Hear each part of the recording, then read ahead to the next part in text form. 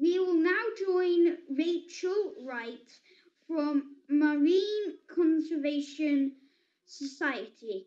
The Clean Sea Programme has been working to reduce marine pollution over the last decade, and in this session we will learn how using science to advocate from change has led to positive political movements. Hello, good morning. Thank you for that lovely introduction. That was really nice. I'm just setting up my screen to share with you now. Hopefully you can see that. So yeah, my name's Rachel. I work as an education officer for the Marine Conservation Society. Today,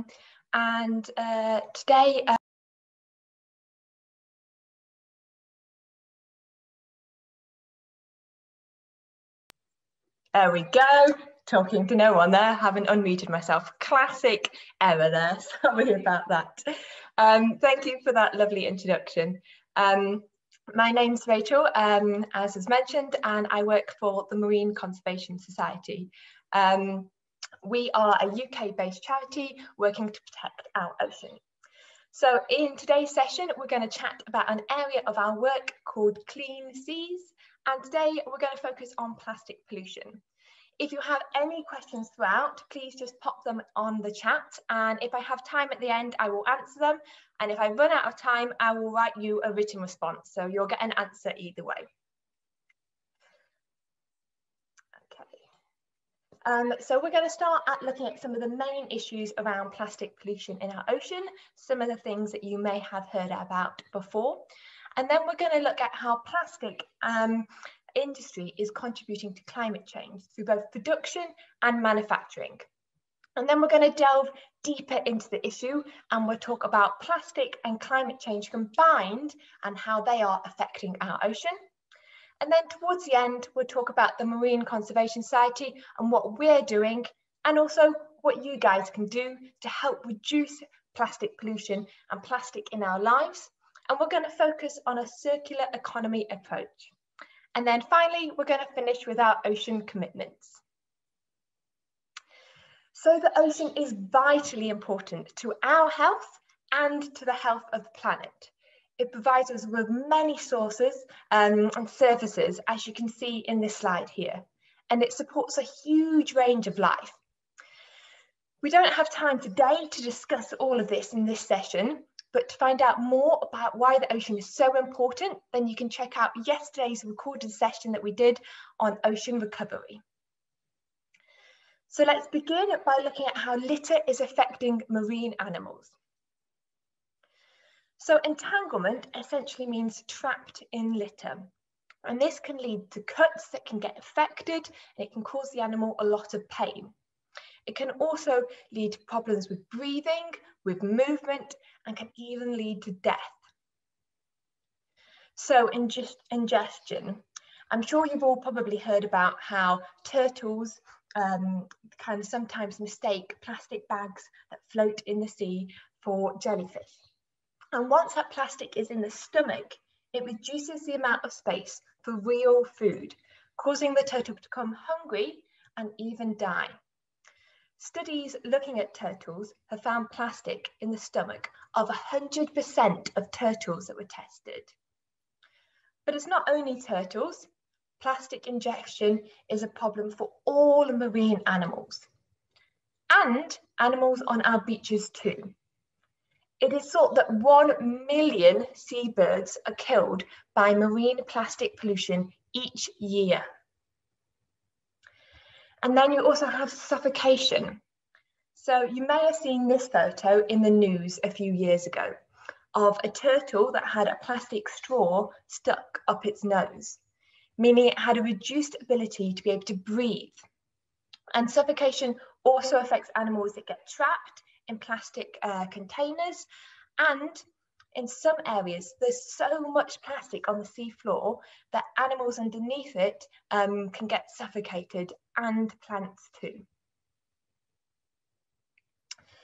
So several chemicals used in the production of plastic materials are carcinogenic, meaning substances which could be capable of causing cancer. And toxic contaminants can also accumulate on the surface of plastic materials that have broken up in the ocean. When marine animals ingest plastic by accident, these toxic contaminants can enter their digestive system. And over time, plastics and toxins can build in the food chain to large fish, but even to humans at the top of the food chain as well.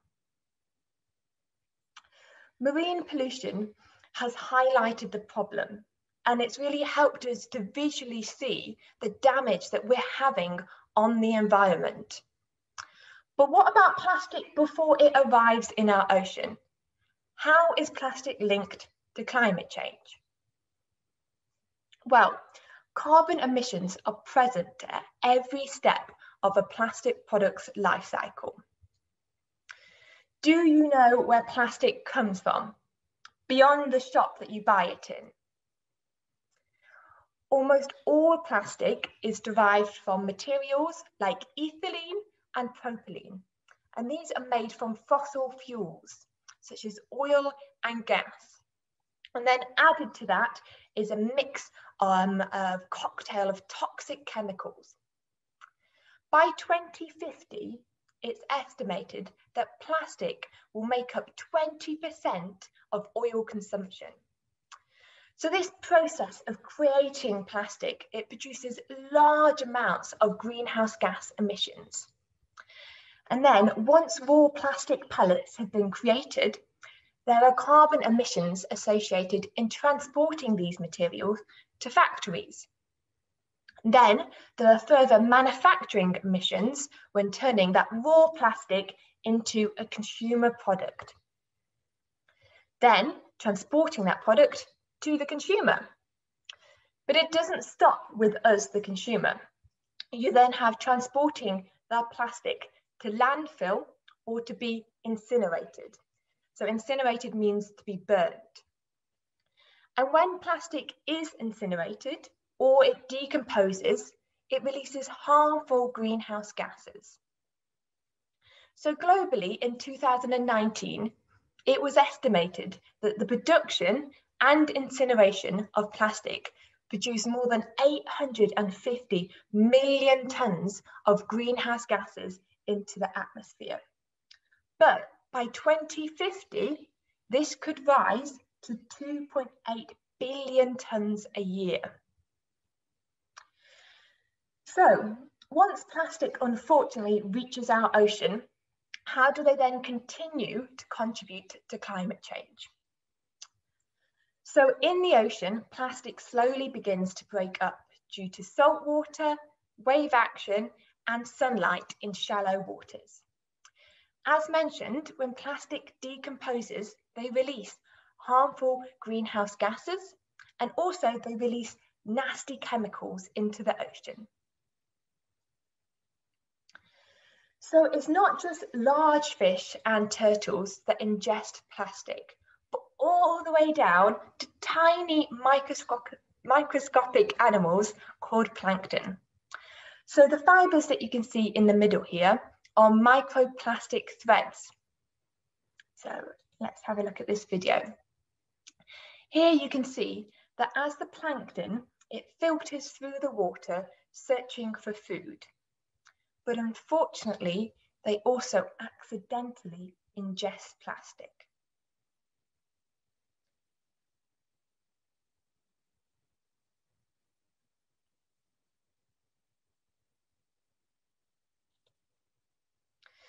So why is this a problem? Well, plankton are really important role in our ocean and in mitigating against climate change. Because phytoplankton are plants, during photosynthesis, they absorb carbon. Then these tiny plants are eaten by zooplankton, which are very, very small animals. And carbon is then transferred up the food chain to larger fish.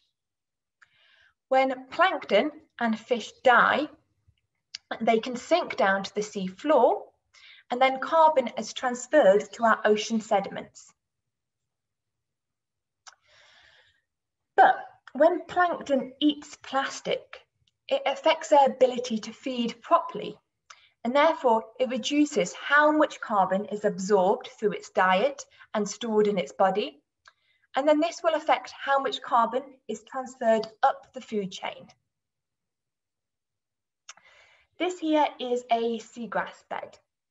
It's one of the ocean's blue carbon habitats. So marine plants, such as seagrass, they photosynthesize, just like that phytoplankton. So they both produce oxygen and they take up and store carbon, hence blue carbon. So healthy seagrass beds can store or sequester carbon 35 times faster than rainforests. But seagrass beds are very fragile coastal habitats. And in some coastal areas, especially those close to the cities, there's so much litter that it can smother areas of habitats like seagrass beds.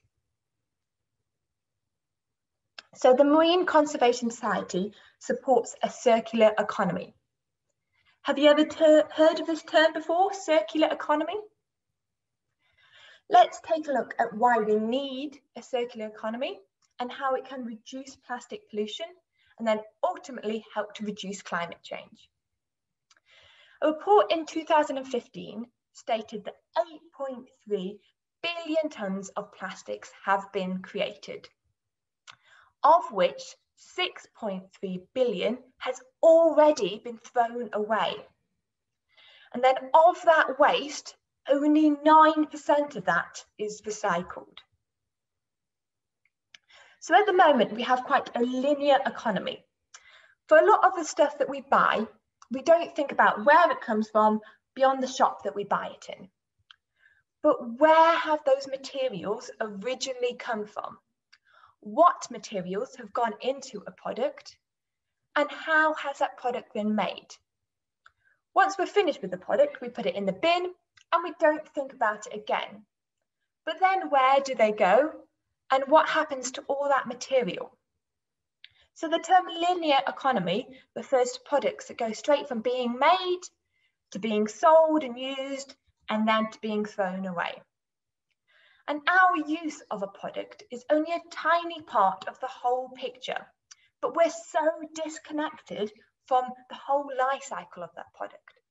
And therefore we don't feel guilty about just throwing things away.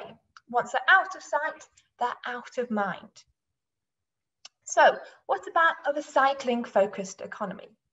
If we think about this drinks container that got thrown straight into the bin in a linear economy, well, in a recycling economy, maybe the main container would be recyclable and it could be turned into something else. However, the lid and straw aren't recyclable and therefore would go into landfill. So the amount of waste that we are producing will be less compared to a linear economy, but could we do better? So in a circular economy, the whole drinks container could be returned, cleaned and reused because it would have been designed to have had no waste. Have you heard of a deposit return scheme? The idea is that a product, for example, a drinks bottle, would cost a little bit more to begin with. But to encourage people to recycle, once you're finished with that bottle, you can return it and then you can get your money back. So this scheme gives us a chance to move towards a circular economy, where waste isn't seen as waste, but actually a valuable resource. So ideally, in a circular economy, all new products are designed to be used time again, to be repairable, and to be redesigned into new products. And the whole life cycle has been considered, so very little has to end up in landfill. However, plastics can only be recycled at best about 5 times before they lose their strength. So we still need to move away from plastics towards materials that can be recycled time and time again. So a circular economy would be a win for the environment, and it would be cheaper for the economy overall. So the ocean is complex and it's interconnected, but by directly protecting marine life from plastic pollution, we can indirectly help to reduce the effects of climate change. So as a charity, what are the Marine Conservation Society doing to encourage a reduction in plastics, and in particular, single-use plastics? So we run a campaign called Stop the Plastic Tide. We need to stop the production of so much plastic. We need to turn the tap off at the source to stop the wave of plastic that is polluting our environment. So we run beach cleans and litter surveys across the UK. Now, beach cleans obviously don't stop the problem of plastic at the source, but by gathering data on what type of plastic and how much plastic is polluting our environment, this helps us to pinpoint where behaviour change is needed. So in 2009, our beach clean data showed large numbers of plastic bags polluting our beaches. So we use this data to put pressure onto the government to introduce the 5p bag charge. This charge has encouraged people to reuse shopping bags instead, and we have seen a 50% reduction in plastic bags on our beaches. So this shows us how data is important in driving large-scale changes to consumer behaviour. In 2017, our beach clean survey showed on average 30 wet wipes per 100 metre of beach. So we collected thousands of petition signatures against and asking for industries to remove plastics from flushable wet wipes. And we've also campaigned for the removal of plastics from face wash and shower gels, which got banned in 2018. But as well as campaigning to the government, we're also part of the Break Free from Plastic Coalition, talking to businesses and industries about being sustainable and future-proofing themselves. So how can you help to drive towards a world with less plastic? So we all need to start changing our consumer behaviour. It might be hard to change everything all at once, but we need to continue to increase our personal actions. We need to make positive changes in the world around us. So we've all heard of our R's shown in this image here, but this waste funnel shows R's in a scale of importance and impact, with the things that make the most difference at the top. So at the top, we have rethink and refuse. We need to start thinking, do I really need that thing? If we reduce our plastic consumption and stop using so much single-use plastic, we can automatically start to save materials and reduce the amount of litter. An interesting R is repair. So often we throw away clothes or electronics that could easily be repaired. And at the bottom, we have reuse and recycle. These are still important, but not as effective. So other things you can do are educate yourself, watch documentaries, remind yourself of why you're doing this. Raise awareness, chat to people, spread the word. Join political youth movements who support the environment. But the important thing to remember is that unless you take action yourself, just chatting and watching stuff doesn't make a huge difference. So challenge yourself to refuse plastic. We run a plastic challenge where we task you with not buying any item that contains single-use plastic for a whole month. So join us with your friends or your family or as part of a school group and be part of our supported plastic-free community. So if you're interested to hear more about how pollution is affecting the ocean, then join us on Thursday when we'll be talking about chemicals and about plastic pollution, looking particularly at cosmetics and clothing. So let's summarise all of that by making our ocean commitments. So our ocean is full of incredible marine species and habitats, but unfortunately it is facing real threats from plastic pollution and climate change. But our ocean can begin to recover by us all making positive changes. So at the Marine Conservation Society, we want to see the seas full of life and people thriving next to it. We want to ask world leaders to make strong changes to move towards a circular economy, and we want the government to urge and support businesses to adapt a climate smart approach. And we ask you guys to take action to reduce your consumption of plastic items. Why not start by taking our plastic challenge? So hopefully you're now full of ideas of how you can carry on your ocean journey. And at the Marine Conservation Society, we're always happy to help with ideas. Just pop us an email. Check out our website and social media to hear more about Clean Seas and other areas of our work. Thank you so much for listening. Unfortunately, it looks like I've run out of time today, but I will answer any questions that you've got. I'll write responses on the chat for you instead. Thank you. Enjoy the rest of your conference.